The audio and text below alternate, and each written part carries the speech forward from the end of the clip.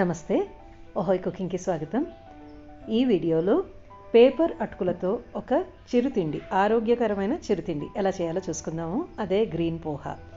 ఆకుపచ్చగా ఉండే ఈ అటుకులతో చేసుకునే స్నాక్ సాయంత్రం చిన్న ఆకలికి చాలా బాగుంటుంది, లేదంటే ఉపవాసం రోజుల్లో మన డైట్ కింద చాలా బాగా పనికొస్తుంది. ఎలా చేయాలో చూసుకుందాము. దీనికోసం 3 పచ్చిమిరపకాయలు ముక్కలు చేసి పెట్టుకున్నాను. ఒక గుప్పెడు కొత్తిమీర, ఒక 20 దాకా కరివేపాకు, సగం చెక్క, నిమ్మకాయ పెట్టుకున్నాను.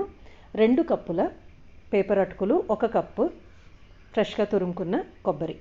ఇప్పుడు ఈ మిగతా ఇంగ్రీడియంట్స్ చూపించినవన్నీ దీంట్లో వేసేసుకుందాం. నిమ్మకాయ కాకుండా కొబ్బరి కూడా వేసుకుందాము.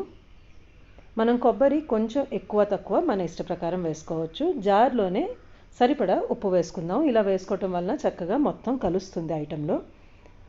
బరకగా దీన్ని గ్రైండ్ చేసుకోవాలి. ఏమాత్రం ఒక చుక్క కూడా నీరు పోయొద్దు. దీనివలన నీరు పోయటం వలన అటుకులు అనేవి మెత్తగా అయిపోతాయి, అంత బాగుండదు తినడానికి. ఆ మిశ్రమాన్ని పక్కన పెట్టుకుని ఒక పాత్రలో ఈ 2 కప్పుల అటుకులు తీసుకుందాము.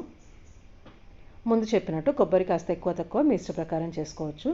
మనం రుబ్బి పెట్టుకున్న మిశ్రమాన్ని కాస్త వేసుకుని కలుపుకుందాము.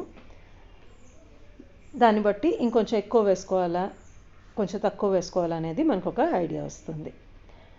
కొబ్బరి నూనె వాడుతున్నాను. దీనికి బైండింగ్ అనేది ఉండాలి కాబట్టి గొంతుకు చుట్టుకుపోకుండా కొబ్బరి నూనె వాడుతున్నాను. వాసన చాలా బాగుంటుంది. ఒక 3/4 టేబుల్ స్పూన్ వాడాను. కొంచెం పులుపు కోసం నిమ్మ రసం వేసుకున్నాను. మీరు కొబ్బరి నూనె ప్లేస్లో కరిగించిన నెయ్యి కూడా వేసుకోవచ్చు.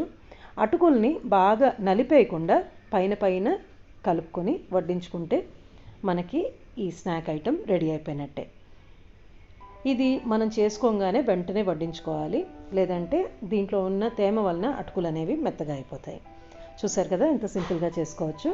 మీకు నచ్చితే గనక లైక్ చేసి, షేర్ చేసి, సబ్స్క్రైబ్ చేసుకోండి. ధన్యవాదాలు.